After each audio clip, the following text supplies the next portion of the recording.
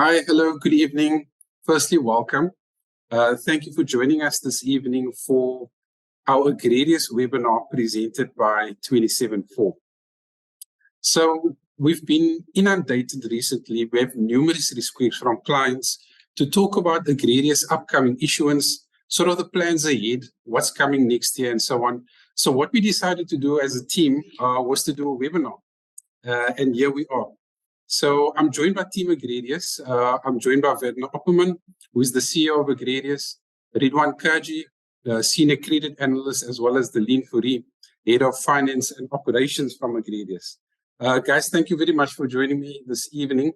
I'm really excited, really looking forward to the discussion that we're going to have.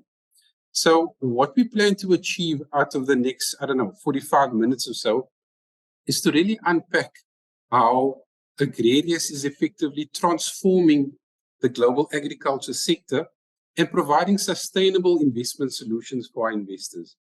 What we're also looking to do is look at the inaugural issuance, the note program that we issued last year, some of the highlights around that. And then we're going to look ahead in terms of what is the future for Agrarius? What are the future plans? Look at some exciting projects that we have in the pipeline. So that's sort of the plan that we have for today. During the discussion, if you do have any questions, I'll ask you to please type your questions in the chat function. We will definitely get to it at the end. So what we're going to do is we'll leave about 15 minutes at the end for question time, right? But I think before we kick off, perhaps I'll just provide some brief context for those of you who are not familiar with Agrarius at all. Well, let me take a step back. So at 27/4, we are constantly looking for new ideas. We're looking for new approaches to find outperforming solutions for our investors, right? So we're constantly looking for innovative solutions. Now, if I cast my mind back, perhaps 14 months ago, 27/4 listed Africa's first Sharia-compliant, sustainably linked sukuk on the Johannesburg Stock Exchange called Agrarius. And it's a 10 billion rand note program. And the proceeds of this note program is invested throughout the agriculture value chain. But very importantly, it's meeting two critical criteria. It's meeting, number one, the sustainability criteria. And number two, it's also meeting investor return targets. And if I think back over the past year, the product has been very well received by investors, hence the demand. And it's, as I mentioned, it's listed on the Johannesburg Stock Exchange, which has its underlying benefits. It's underpinned by a highly, highly regulated environment. But enough from me. I think, guys, let's kick off the discussion. Werner, maybe I'll start off with you. I was reading some of the highlights of the inaugural issuance, right? And if I remember correctly, and you can correct me if I'm wrong, 78 million kilograms of produce, 2,000 units of livestock. I think 60% of the portfolio met impact goals. If I think of the return, very impressive numbers, 11.5% in the first 11 months. I think probably outperforming most asset class benchmarks. So to kick off the discussion, Werner, can you talk to us about what were the key drivers or the factors that influenced the success of Agrarius over the past year? Oh, thank you very much, Masood. So I think the underpin is the investment opportunity which we are now packaging to make it available to investors. And that's underpinned by a mispricing of capital, cost of capital in the agricultural value chain. There's significant macro drivers creating demand for agricultural products. So if you think about it, agriculture generates almost 3% of our GDP just in South Africa. It's more than just people understand. It's more than food, fuel. It's also fuel, fiber. It's material. It's your clothes. It's wood. It's a significant drivers of our economy, which is hard to invest. There's no real vehicles available to invest. So there's significant demand for the products, but the capital flowing into that area is very limited.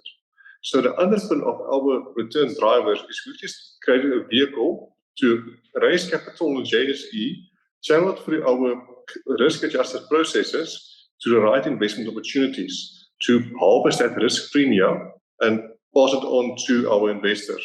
So that's, I would say, is the main drivers. The overarching macro themes, the macro themes that's pushing the demand of agriculture, being a growing population, but specifically a growing population in the emerging markets. So it tends to be your poorer countries where most population growth are happening, but people need to bear in mind those people are getting a little bit wealthier, and even a small amount of wealth increase changes dietary patterns, where people start to eat more complex proteins. Once you eat more complex proteins, you need to entire new value chain to produce the meat, or be it red meat or be it a white meat that people would consume. You need abattoirs, you need cold chains, you need to supply feedstock to the animals to produce them. The second big factor we are focusing, that's driving it, is the increase in longevity. People are living longer, so there's more people coming online, but people are living longer. That means people are consuming for a significant longer period of time. Add to that, people are talking about climate change. So we're all worried about climate change and the negative impact, but people don't tend to forget that we can adapt to it. There's large parts of South Africa that used to be marginal for agricultural products. You could only do, let's say, wheat or extensive sheep farming, but due to climate change, the yields have increased in that wheat production area, and some of us semi-arid areas now becoming suitable for table grapes or pomegranates or other high-value crops. But that needs capital to deploy and to develop it. The same is happening with just the general demand of our local consumers, which we were able to provide capital to for farmers and the businesses to expand in. So it's macro drivers, the big demand for agricultural products, lack of funding, it's economics 101. It's a large demand, limited supply, the market will clear at a high price. And that's why our return's been so good, in a nutshell. Yeah, and I think you alluded to it quite extensively, but if you can add on to that, and I think it's very, very important to explain to retail clients why agriculture, right? So as I mentioned, you did allude to it, but can you expand on the investment case for agriculture? So the investment case for agriculture would be primarily giving you access to a different asset class as overall. That would be the main investment case. And it gives you a return drivers to your portfolio that will be uncorrelated to your current asset classes. So that would be two of the main, from a portfolio level exposure, of why we would say agriculture is a good investment case.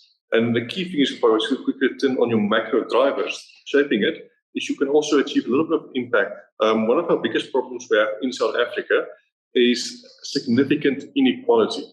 So the inequality that we are faced with in this country is well known and well documented. The best way to solve this would be to allocate to agriculture. As a simple rule of thumb, for every 1 rand generated at farm gate, generates around 8 rand in the value chain. So our investment solution invests across that entire value chain. But more specifically, we're investing in the rural parts of South Africa. That rural parts of South Africa is where there's limited capital opportunities flowing in. And what we need to do is we create significant job opportunities in that environment. We stimulate economic activity, which generates more businesses directly invested in, which slows down the urbanization rate from small towns to the cities. And hopefully in the future we'll start to turn them around so people actually turn back, which in turn helps, for example, your government to provide clinical and medical services in the small towns, less people who travel to the big cities, they're leaving pressure in the bigger cities. So both from a return perspective and an impact perspective, that's what agriculture offers you, which giving us overall society a much more stable environment. And as more people prosper, that tends to create we call it external externalities, which results in you also not directly benefiting from higher return, but as secondary effects as the economy grow will directly impact your job, resulting in higher salary, your own higher salary, more certainty for your kids' future, and more job security. So there's multiple positive benefits over and above financial returns that agriculture will offer you. Yeah, interesting indeed. Talene, if I can come to you. So Werner painted a very attractive picture now in terms of investing in agriculture, right? Can you perhaps expand on the existing portfolio and how that ties in to the macro theme of agriculture? Surely, Masood, I'm actually excited to share this. We've got quite a few interesting transactions or investments in our portfolio. So first of all, we make sure that we have a well-diversified portfolio. In terms of geographical allocation of our funds, the seasonality of commodities, We make sure we've got various off-takers, various blue chip off-takers, and that will, of course, differ in the industry. Deployment across underlying commodities is also very important for us to diversify there. And then also we enter into various types of Sharia compliant contracts, which Ridwan is going to touch on later. And most of our transactions in our portfolio are currently, it's short term, it's like 3 to 12 months. So I'm just going to shed a bit more light on the geographical allocation of our funds.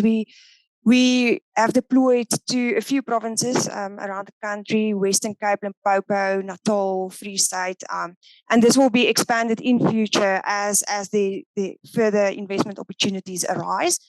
So this diversification fits into the macro economy. So we mainly invest in rural South Africa, and this is also important, and I think it also fits in with what Werner said. We invest in rural South Africa, which addresses the increase in urbanization, i.e. more jobs get created in rural areas, resulting in more people moving there.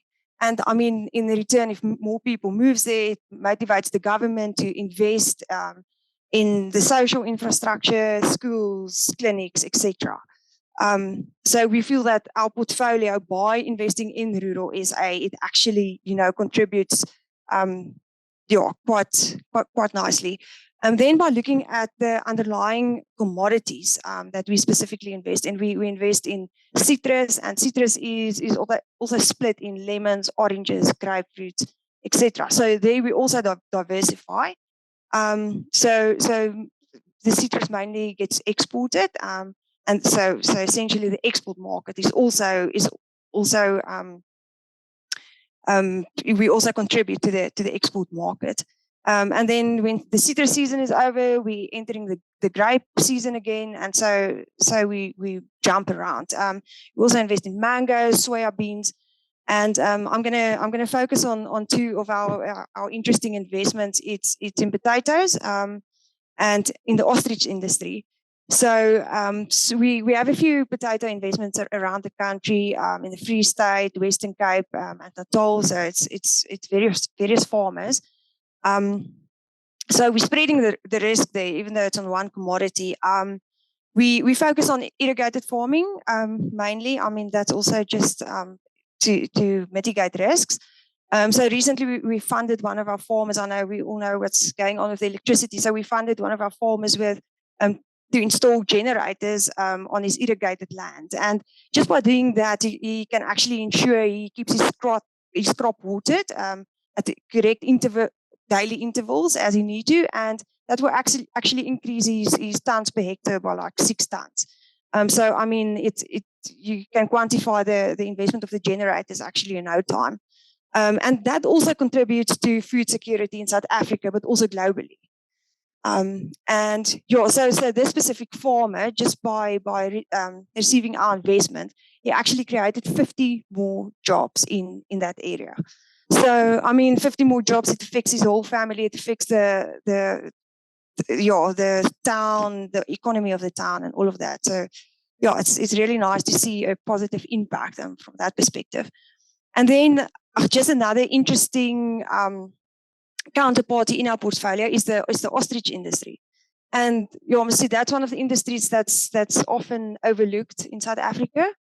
It's actually very interesting. South Africa is the world leader in a wide range of ostrich products. The ostrich industry contributes 1.9 billion rand to our GDP annually. It creates the whole industry creates about 5,500 employment opportunities. There's 300 registered ostrich farms across South Africa. I don't think all of us realize that. In terms of value, ostriches are mainly farmed for meat, feathers, and for their skins. So the meat, they make fillets of the meat, and you'll be able to buy it in our local grocery stores, etc. But also a lot of it get exported. Then the feathers are plucked. They make feather dusters, but it's also used in the fashion world. So, yeah, there's also a big market for it. And I mean that market also varies depending on the fashion world, for example, at the time. But what they told us the other day is there's actually a big market for the feathers currently. Then skins and leather is also a very interesting part of the business in the ostrich industry, because big fashion brands buy these skins actually in South Africa, like Hermes, Louis Vuitton, and Prada. They actually come to South Africa, send delegates here, buy the skin. It gets sent to a local tannery, and where it's processed further, and then it goes off to them. So South Africa's ostrich industry really contributes in the global market. And then another thing is there's almost no wastage on an ostrich. Even the offcuts gets used to make pet treats, which is also actually exported to Europe mainly. And funnily enough, they get a higher return per kilogram on the offcuts than what they would get for fillets. So and also through this investment, it created about 85 job opportunities just by investing in this one farm. So again, it stimulates that the whole all the locals there in the region, etc. So it's evident from this few investments that we actually contribute to local and global food security. We stimulate the export market. Also, like the export market, 100% of the fruit doesn't get exported. So some of the fruit might be class B or lower class, and that will stay in the local market. But it gets subsidized by the export. So that results in lower prices, enhancing affordability for the fruit in South Africa. So that's in a nutshell, Masood, our current portfolio. It's always nice to hear the social impact comes through in the portfolio. Right. So, Masood, I just want to make one point clear. So, Leon mentioned the class B, or we call class 2 and class 3 fruit. There is absolutely nothing wrong with fruit. So, our definition of a class 1 fruit is very subjective. It's like art, what is nice, what's not. So, sometimes orange is classified as class 2 just because it's too big.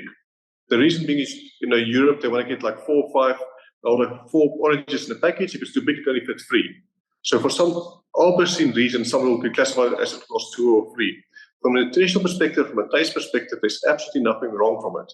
But the profit margin on the class 1 fruit is so significantly high, almost the entire farm operation gets funded, including a profit margin. Enabling the farmers then to sell class 2 and class 3 fruit to the local market or regional neighbors at a significantly lower cost. And that's how we work towards creating stable food security. Okay, sure. Ridwan, if I can come to you, right? If I think of a typical retail client's investment portfolio, right? So a client would potentially have various investment vehicles. I'm thinking unit trusts, retirement funds, endowment policies, and so on and so on. And hopefully those investments are across multiple asset classes for diversification purposes. But where does Agrarius fit into this, right? Well, let me rephrase the question. What does Agrarius add to a retail client's investment portfolio?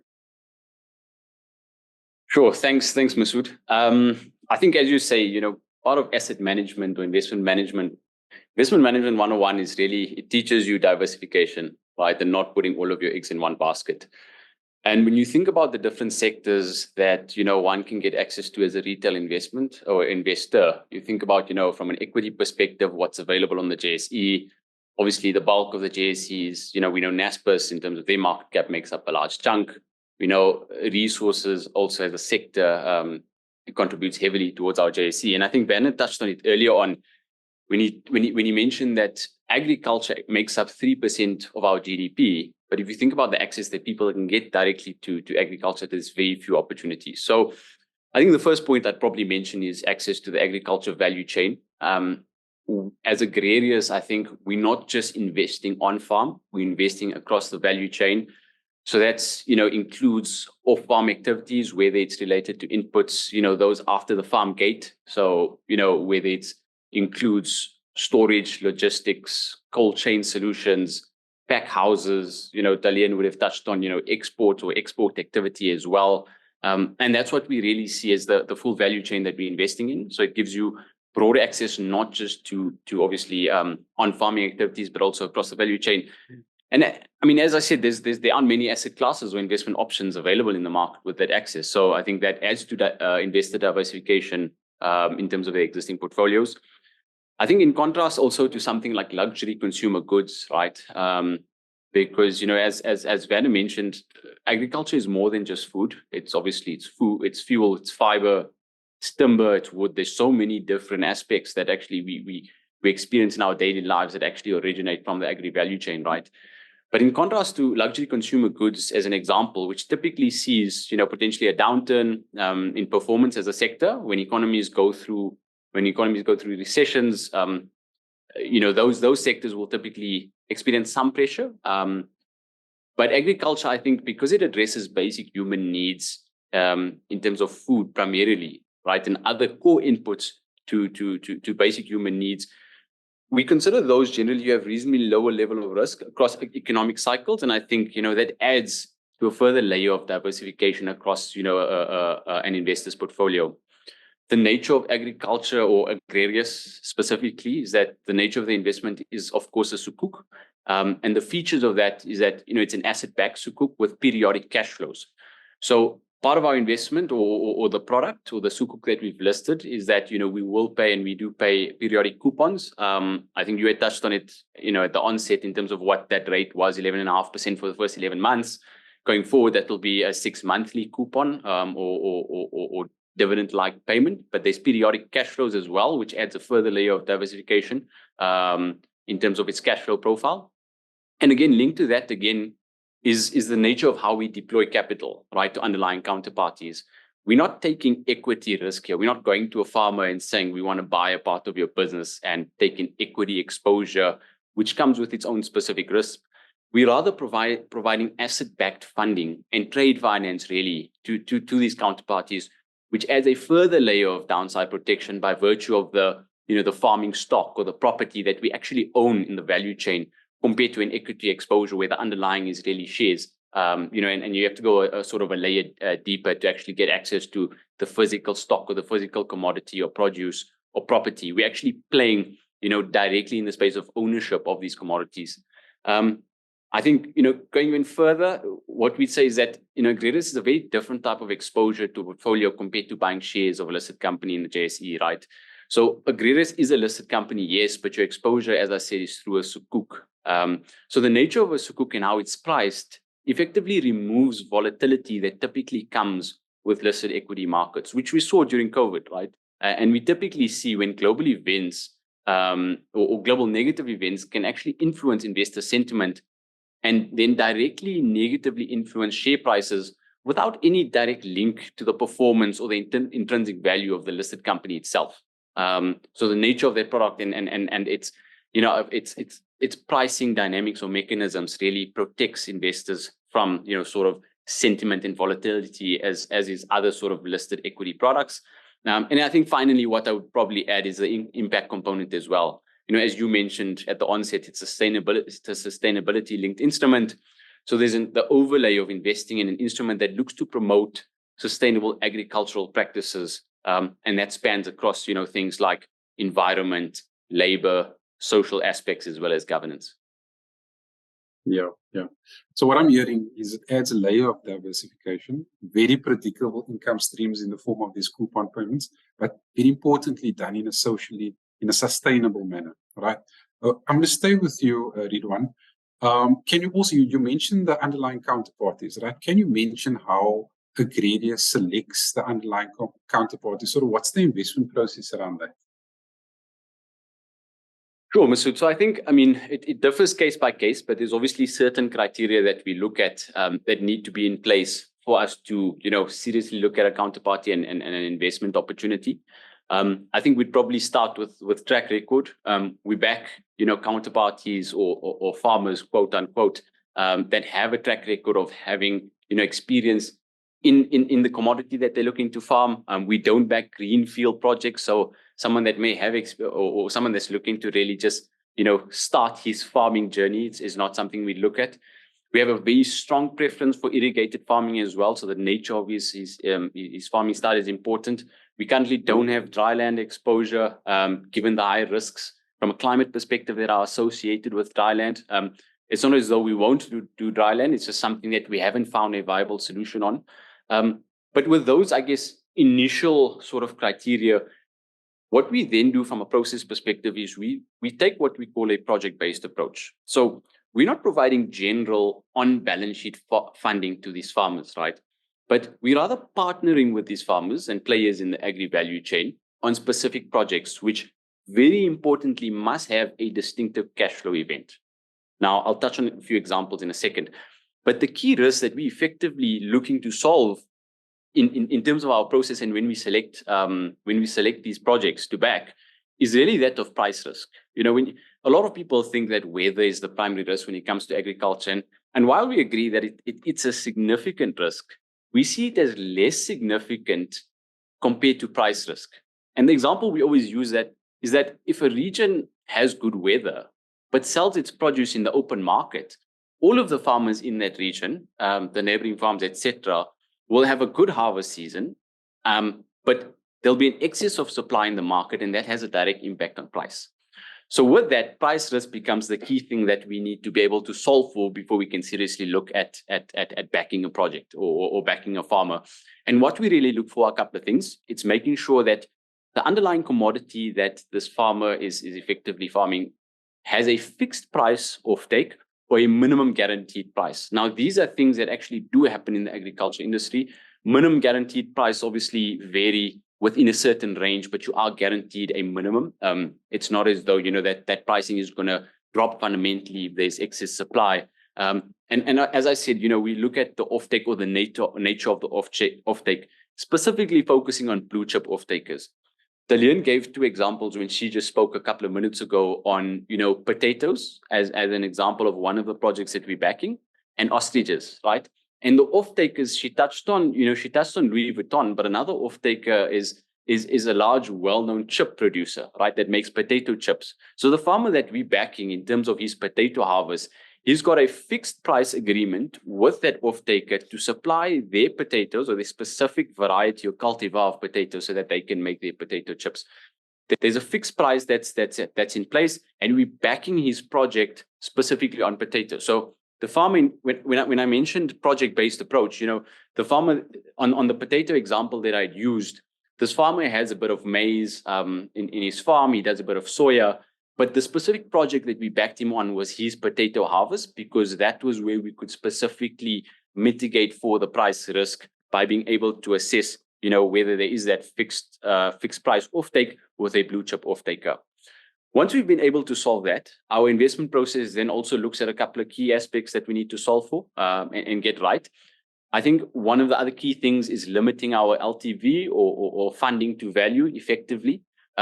We look at, you know, in the example of harvest financing that we provide, we look at low risk projects where we're providing a farmer with funding for his harvest. Because that is, we see, apologies, that's actually a high risk project. So because we're funding his harvest, we still got to actually plant, and, you know, that crop actually has to come out of the ground and he's got to harvest it. We see that as high risk, and we limit our exposure to 20% of the offtake value. On the contrast, what we see as a low risk project is where we're funding an exporter of, you know, citrus, where he's got packed cartons of citrus in his warehouse that's already been graded and that are ready to be exported.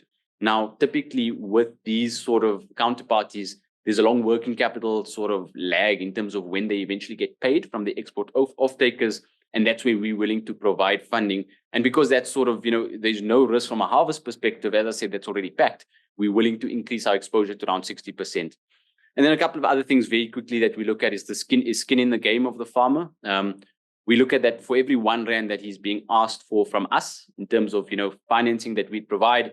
We look at what is his skin in the game. So is there free tangible NAV or equity in his operation that we can look to as additional security, you know, in the event that we might have missed something in terms of our assessment of his farming methods, his harvest or practices, etc. So we typically apply the concept of over-collateralization to ensure that our overall security on transactions are around 2 times our exposure.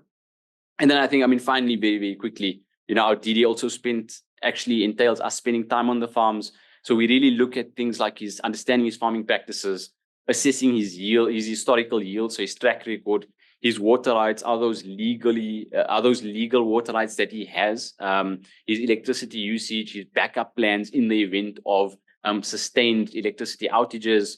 And I guess we overlay all of this with our general approach or portfolio construction approach and portfolio design approach to ensure that across the portfolio we have diversification by commodity. You know, it's no use we look at these great projects with great offtakes, but they all sort of citrus because we don't want to be overly exposed from that perspective. So we always keep in mind, you know, what does the project do to our existing portfolio?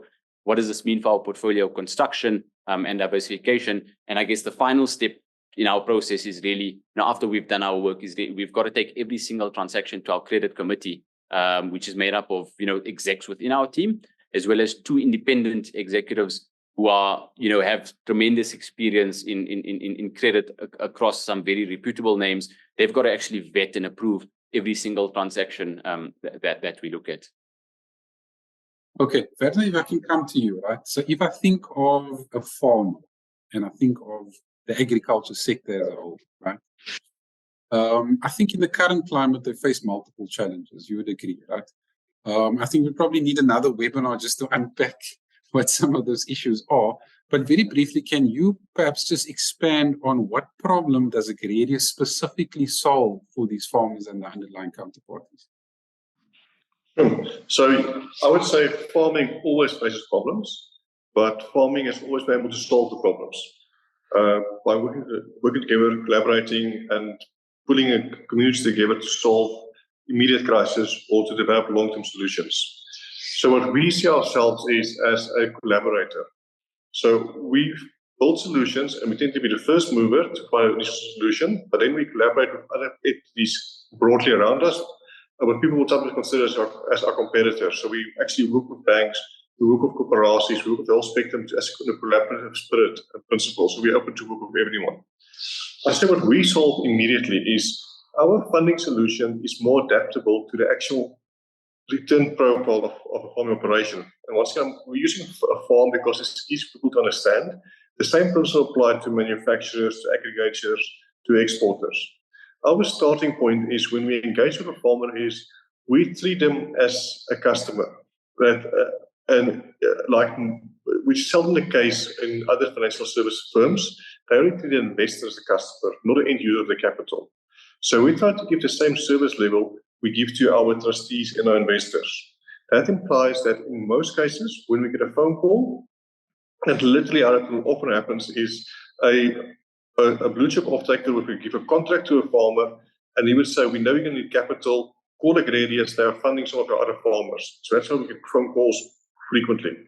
What then happens is, because we know who's the off-taker, we know the operations, the systems and contracts are in place, the moment we get that phone call, we are aiming to deploy the capital within 30 days. So we try to have a very fast turnaround time, which tends to be quite faster than most other entities.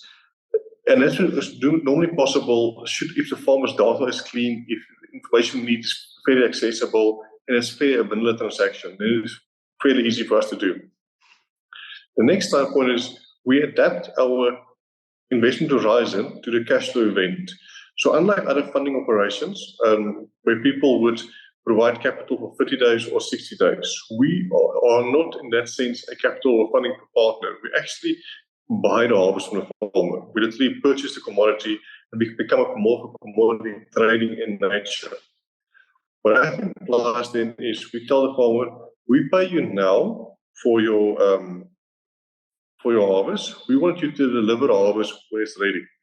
We can do based on our modeling and our analysis of the industry know that we won't be in 30 days time, but we will then basically also adapt and add a couple of extra days for weather events like growth days, or still the cloudy days on the deliveries. And then we've got a more of a safety buffer linked to the harvest being ready. Then we would receive the harvest, and then we basically take ownership of the harvest, and then we on-sell the harvest to the off-takers. And even the we know the off-takers are, they've got payment terms of 20 days or 30 days. That together means we only look to the farmer for us to return on capital time period when the harvest has been liquidated into a cash flow event. So that means we give them a very flexible solution, which is the first value we would add to them.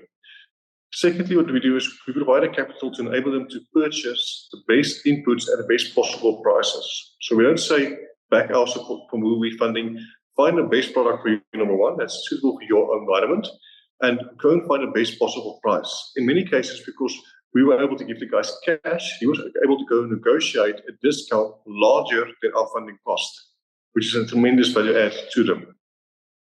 That would be the two critical factors we provide as a value add solution for the farming community. And what we intend to do is, because we think a little differently, on balance sheet finance, as it once said, we are more partners and we invest in the projects. We are enabling farmers to expand their operations, to take on new projects. So we always tend to say we are a growth capital fund. We provide capital for business to grow, and we invest in something that to actually physically grow as well.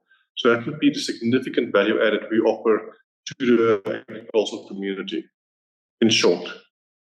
Okay, now, Ridwan, if I can come back to you, as a Sharia-compliant investment company, right? How does Agrarius ensure that the investment activities adhere to the Islamic principles? Or can you touch on some of the Sharia-compliant features within the investment model of Agrarius? Yeah, sure, Masood. I think maybe as a starting point, what we would emphasize is that, despite being a Sharia compliant product, it's not just for Agrarius is not just for Sharia investors, but are attractive for non-Sharia investors as well. I think a lot of what's been taken up from our first issuance has been, traditional institutional investors that don't necessarily have just an appetite for Sharia investment products, but really fixed income in terms of, the nature of our product. But on the Sharia side, I think, we have an independent Sharia advisory committee that's made up of reputable and experienced scholars in Islamic finance. The scholars obviously have been involved in and have approved the investment structure as Agrarius that we've implemented for note holders.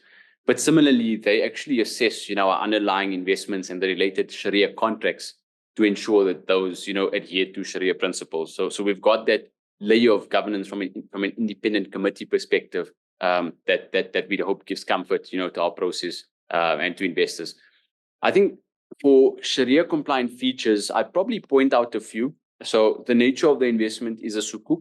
So that implies beneficial ownership through the notes or certificates which are held. So sukuk holders or note holders actually own the underlying investments that we are doing on their behalf.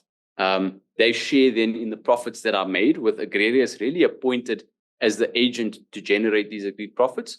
And I think, all Islamic finance arrangements would ensure that, the commodities are halal. So we can't, as an example, invest in any pork farming or pig farming or any grapes that are used for wine, as an example. And obviously, as I said, the underlying contracts include, the key elements that are required from Islamic finance perspective, which really include things like certainty over profit that we're making, things like having to take ownership of product where we engage in certain transactions and are actually taking ownership of produce. There's agreements that are in place that actually evidence our ownership. The concept of risk sharing is another one that's extremely important from Islamic finance perspective, and that's embedded in our contracts that I'd point to. And I think those are really just some of the compliant features. So it talks to sort of the nature of the sukuk, what that means in terms of beneficial ownership, but also then the underlying investments that we do. The nature of the contracts, as I said, are summarized to incorporate the elements of certainty,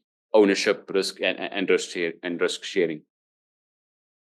Thanks, Ridwan. Now, Werner, if I think back, if I remember correctly, it was about 2 months ago in September. There was some very exciting news that made the headlines, right? Agrarius concluded transaction agreements to fund 100% of the acquisition of the Capespan Group, right? So can you perhaps just elaborate to everyone or talk to the Capespan acquisition? Sure. As you mentioned, it was in the media and the webinar was quite short. So if people are interested, I think if we just Google Capespan acquisition, there's a lot of information in the media on it. But to summarize it, there's an entity called 1 Million Apples, and to our knowledge, 1 Million Apples is the only Black-owned cultivar company in the global level. So a cultivar company is a company that now owns intellectual property around different types of fruit. So that could be in your premium citrus. In the citruses, you've also seen, especially in Woolworths, you would see the Clement Gold is the citruses with the black stickers. You would see the Tangos in ShopRite Checkers, or you would see the cotton candy grapes also now popping up in Woolworths. That's a very unique IP-protected product. What that means, the owner of that IP, similar to a musician earning royalties when every time a radio plays his music, every time that fruit is sold, that company earns royalties. Now, 1 Million Apples have a few quite interesting developments in the cultivars they own. So I think the first cultivar is already is in the apple space. It's already now being rolled out into Europe. So yes, this is an SA company, but it's got a global reach. It's a research happening in Germany, Netherlands, South Africa. Is what is called the sunburst apple. So that's an apple that looks like a golden delicious, that yellowish apples, but it's a bit of a pinkish shade to it on the outside, almost like a guava. The moment you bite into it, it has a very crunchy texture to it, which is very important because a large part of what we find enjoyable is based on the texture and the sound when we eat it. The next thing you'll immediately notice, it doesn't taste like a traditional apple. It tastes like what we in South Africa would call gummy berries or jelly tots. In Europe, they say it tastes like Haribo. So that's the first shock you would get. The second shock you would get is that the flesh is more pinkish. It's literally outside, there's like a pinkish hue to it. And another important factor of this apple is that when you cut it, it doesn't turn brown, so it doesn't oxidize.